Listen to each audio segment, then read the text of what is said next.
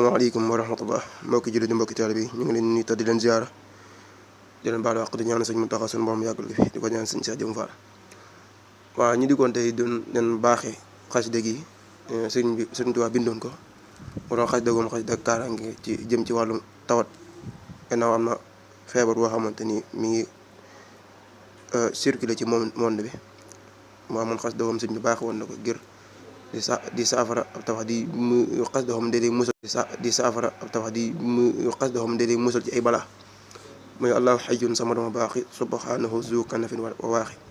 wa nahnu fi kanafi almaniixi min kulli sharrin wa asan saniixi mustamsikina bil riyaasi ahmada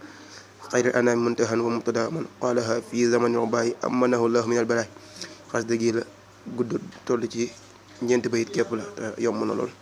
nag kenn ku si nekk def te ku gis na ko paatal sa morom asalaamaaleykum wa rahmatullah bismillahi rahmani rahim allahu hayyun samadun wa baaqi subhanahu zu kanafin wa waaqi allahu hayyun samadun wa baaqi subhanahu zu kanafin wa waaqi wa nahnu fi kanafihi almanihi min kulli sharrin wa adhan shanihi mustamsikina bil xiyaasi ahmada خير الأنام منتهى ومبتدا من قالها في زمن الوباء أمنه الله من البلاء سبحان ربك رب العزة عما يصفون وسلام على المرسلين والحمد لله رب العالمين